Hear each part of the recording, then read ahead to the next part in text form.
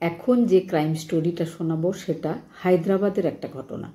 হায়দ্রাবাদের রাজীব গান্ধী ইন্টারন্যাশনাল এয়ারপোর্টের পাশেই যে পুলিশ স্টেশন আছে সেখানে 5 জুন 2023-এ একজন ভদ্রলোক, বয়স ছিল 36 বছর, তিনি একজন পুরোহিত, একটা মন্দিরের তিনি পুরোহিত। তিনি পুলিশ স্টেশনে এসে একটা মিসিং ডায়েরি করিয়েছিলেন।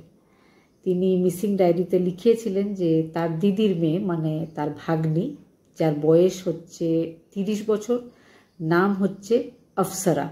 আর সেই আফসারাকে তিনি, মানে মামা, নিজের ভাগ্নিকে শামসাবাদ, ভাগ্নির বাড়ি, সেখান থেকে নিজের কারে করে নিয়ে ভদ্রাচলম বলে একটা জায়গাতে, যেখানে ভাগ্নির কথা ছিল নিজের কিছু বন্ধুদের সাথে দেখা করার, সেখানে মামা তাকে নিয়ে গিয়ে নামিয়ে দিয়েছিল। তার কিছুক্ষণ পরে সে যখন ভাগ্নিকে ফোন করে দেখে যে ভাগ্নি বন্ধুদের কাছে পৌঁছে গেছে কিনা, তো ভাগ্নির সুইচটা ফোনের অফ ছিল। সেই থেকে 2 দিন কেটে যায়, মানে ঘটনাটা হয়েছিল 3 তারিখ রাতে। 5 তারিখে উনি এসছিলেন পুলিশ স্টেশনে রিপোর্টটা লেখানোর জন্য। আর এর মধ্যে 2 দিন ধরে তার ভাগ্নির কোনো খোঁজ পাওয়া যায়নি, মোবাইলটাও সুইচ অফ। পুলিশকে সব জানানো হয়। পুলিশ এবার ঠিক করে যে ওই আফসারা, মানে যে ভাগ্নি ছিল, তার যে মায়ের নাম ছিল অরুণা, তো অরুণার কাছে গিয়ে পুলিশ জিজ্ঞাসাবাদ করে।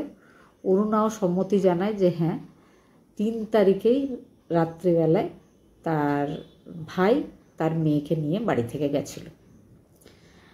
এবার পুলিশ সমস্ত সিসিটিভিগুলোতে দেখে, হ্যাঁ সত্যিই তাই, যে ভাগ্নি মামার গাড়িতে বসে গেছিল।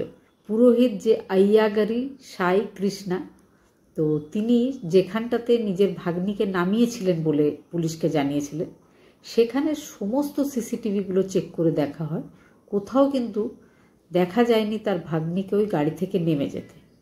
এবার পুলিশের একটু সন্দেহ হয়, তখন আবার সেই পুরোহিত মানে কৃষ্ণাকে ডাকা হয় পুলিশ স্টেশনে। আবার জিজ্ঞেস করা হয় যে সিসিটিভিতে তো দেখা যাচ্ছে না, আপনি কোথায় নামিয়েছেন? তখন সে নতুন আর একটা গল্প বলে যে না, ঠিক ওই জায়গাটাতে না, আরও একটু এগিয়ে বা এই ধরনের কোথাও নামিয়েছিলেন। এই কথা যখন বলে তখন পুলিশ বোঝে যে এ বারবার কিন্তু বয়ান পাল্টাচ্ছে, তো কোথাও না কোথাও এর উপরে সন্দেহ করার একটা দরকার আছে বলে পুলিশের মনে হয়। পুলিশ নানানভাবে তাকে প্রশ্ন করে, তখন সে সবসময় একটু উত্তর দিতে গিয়ে থতমত খেয়ে যাচ্ছিল, আর বারবার সে নিজের উত্তরগুলোকে পাল্টাচ্ছিল। তখন পুলিশ আরও কঠোর হয়ে তাকে জিজ্ঞাসাবাদ করে। যখন জিজ্ঞাসাবাদ করা হয় তখন সে শেষ পর্যন্ত বলতে বাধ্য হয় যে তার ভাগ্নিকে নিয়ে সে কোথাও নামায়নি, সে মেরে ফেলেছে। পুলিশ অবাক হয়ে যায়। তখন সেই পুরোহিত কৃষ্ণা বা সেই অপ্সরার মামা, সে বলতে শুরু করে যে সে একজন বিবাহিত ভদ্রলোক, তার 2 জন বাচ্চাও রয়েছে, কিন্তু বেশ কিছু বছর ধরে তার ভাগ্নির সাথে তার একটা অবৈধ সম্পর্ক আছে। কিন্তু ভাগ্নি সবসময় তাকে বিয়ে করার জন্য জোর দিচ্ছিল, আর সে সেটা করতে পারছিল না। সে নানা রকমভাবে তার ভাগ্নিকে বোঝাচ্ছিল, কিন্তু ভাগ্নি কিছুতেই বুঝছিল না। কিছুদিন আগেই ভাগ্নি গর্ভবতীও হয়েছিল, সেটাকে মামা জোর করে অনেক বুঝিয়ে সুঝিয়ে অ্যাবর্শনও করায়। অ্যাবর্শন করা সত্ত্বেও ভাগ্নি কিন্তু কোনোভাবেই রাজি হচ্ছিল না। সে সবসময় মামাকে বিয়ের জন্য চাপ দিচ্ছিল। সেই জন্য সে আর কোনো পথ না পেয়ে লং ড্রাইভে যাওয়ার নাম করে নিজের দিদির বাড়িতে গিয়ে সেখান থেকে নিজের দিদির কাছে অনুমতি নিয়ে নিজের ভাগ্নিকে নিজের গাড়িতে করে শামসাবাদ থেকে বেরিয়ে পড়ে।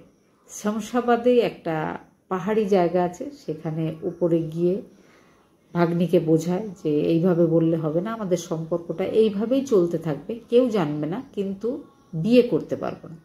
কিন্তু ভাগ্নি কিছুতেই যখন বোঝে না, তখন সেই পাহাড়েরই একটা বড় পাথর দিয়ে সে প্রথমে তাকে আঘাত করে ফেলে দেয়, তারপরে বারবার আঘাত করে।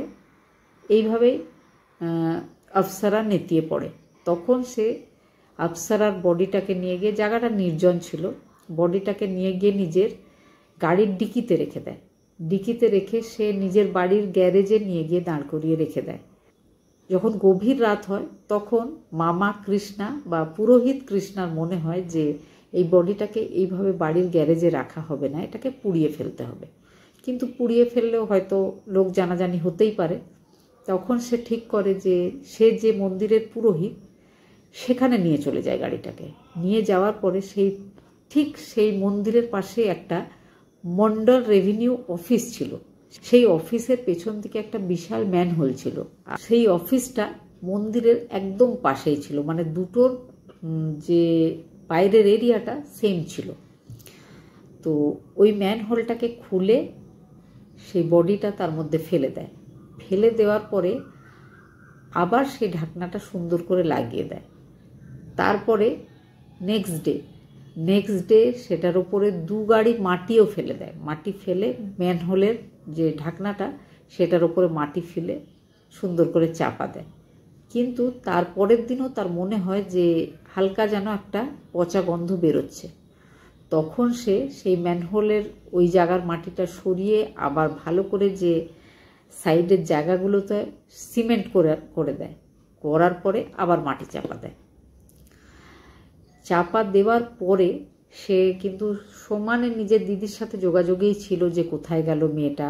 দিদি যখন চিন্তা করছে তো সেও চিন্তা করছিল, সেই সঙ্গে চিন্তা নয়, চিন্তার অভিনয় করছিল। তারপরে এক সময় তার মনে হয় যে এবার কিন্তু এমন জায়গাতে সে লুকিয়ে দিয়েছে ব্যাপারটাকে যে আর কেউ কোনো দিন জানতে পারবে না। কিন্তু তার একটা ব্যাপারে মনে খটকা লাগছিল, সেটা হচ্ছে তার দিদি অরুণা, সে তো দেখেছিল যে তার ভাইয়ের সাথেই তার মেয়ে শেষবার বাড়ি থেকে বেরিয়ে গেছিল। তাহলে সে যদি পুলিশ স্টেশনে গিয়ে মিসিং ডায়েরি করে তাহলে পুলিশের পুরো সন্দেহটা তার উপরেই পড়বে। তার থেকে ভালো হবে যদি সেই পুলিশের কাছে চলে যায়। আর সে যেহেতু একজন পুরোহিত আর সে আগে থেকেই নিজের ভাগ্নি হারিয়ে গেছে বলে যদি একটা মিসিং ডায়েরি করে তাহলে পুলিশ তার উপর নিশ্চয় সন্দেহ করবে না। এটা ভেবেই সে কিন্তু পুলিশের কাছে গেছিল, কিন্তু সেটা হলো না, অন্য ব্যাপার হয়ে গেল। আর মামা বা পুরোহিত কৃষ্ণা ধরা পড়ে গেল। ধরা পড়ে যাওয়ার পরে এই ঘটনাটা পুরো দেশের সমস্ত নিউজ পেপারগুলোতে ছড়িয়ে পড়ে। তখন তামিলনাড়ুতেও খবরটা পৌঁছায়। তো তামিলনাড়ুর ধনলক্ষ্মী বলে একজন মহিলা, তিনি তখন রিপোর্টারদের সামনে আসেন, এসে বলেন যে মহিলাটা মারা গেছে, মানে কুরুঙ্গাতি আফসারা যে মারা গেছে, সেই মহিলা ওনার ছেলের বউ। ওনার ছেলে একজন সফটওয়্যার ইঞ্জিনিয়ার, নাম ছিল কার্তিক রাজা। সে কোয়েম্বাটুরে একটা কোম্পানিতে সফটওয়্যার ইঞ্জিনিয়ার ছিল, তার যথেষ্ট ভালো ইনকাম ছিল। তো তার সাথে আফসারার বিয়ে হয়েছিল। আফসারা আর কার্তিক একসাথে ভালোই ছিল, কিন্তু আফসারার যে মা, সেও নিজের মেয়ের সাথে এসে থাকতে শুরু করে কোয়েম্বাটুরের বাড়িতে। থাকার পরে তারা দুজন প্রচুর খরচ করত, মাঝে মাঝেই 5 স্টার হোটেলে গিয়ে থাকতো, খেত, প্রচুর গয়না কিনতো। এত বিরক্ত করত তার ছেলেকে যে তার ছেলেকে 25 লাখ টাকা লোন নিতে হয়। লোন নেওয়ার পরেও সে নিজের স্ত্রীর হাতে সেই টাকাগুলো দেয়। সেই টাকাগুলো খুব কম সময়ের মধ্যে শাশুড়ি আর বউ দুজনে মিলে পুরো টাকাটাই নষ্ট করে দিয়েছিল। তারপরে কার্তিক, বিয়েটাও এবার ধীরে ধীরে পুরনো হয়ে আসছিল, তো কার্তিক খুব রাগ করে নিজের স্ত্রীর সাথে ঝগড়া করে বোঝায়, শাশুড়িকেও বলে যে এইভাবে খরচ করলে টাকা সে কোথায় থেকে আনবে। তো এই সব কথা বলার পরে সে বলে যে কোনোভাবেই সে আর 1 টাকাও শাশুড়ি বা বউকে দিতে পারবে না। অরুণা আর অরুণার মেয়ে আফসারা নিজের হাজব্যান্ডের ওপর এত রেগে যায় যে তারা কোর্টে গিয়ে কেস করে, নারী নির্যাতনের কেস। সেই ব্যাপারের পরে অফিসের সব লোকজন, প্রতিবেশীরা সবাই কার্তিককে নিয়ে হাসাহাসি করে, অনেক কথা বলে। কার্তিক এই ব্যাপারটা সহ্য না করতে পেরে সুসাইড করেছিল। আর যেদিন আফসারাও মারা যায়, তো কার্তিকের যে মা ধনলক্ষ্মী, তিনি রিপোর্টারদেরকে বলেছিলেন যে পাপ করলে শাস্তি তো পেতেই হবে। আমার নির্দোষ ছেলেকে তারা সুসাইড করতে বাধ্য করেছিল, সেই জন্য অরুণা নিজের মেয়েকেও, ঠিক আমি যেমন আমার ছেলেকে হারিয়ে ফেলেছি, অরুণাও নিজের দোষেই নিজের মেয়েকে হারিয়ে ফেলেছে। আফসারার মামা পুরোহিত কৃষ্ণা, সে এখন বিচারাধীন।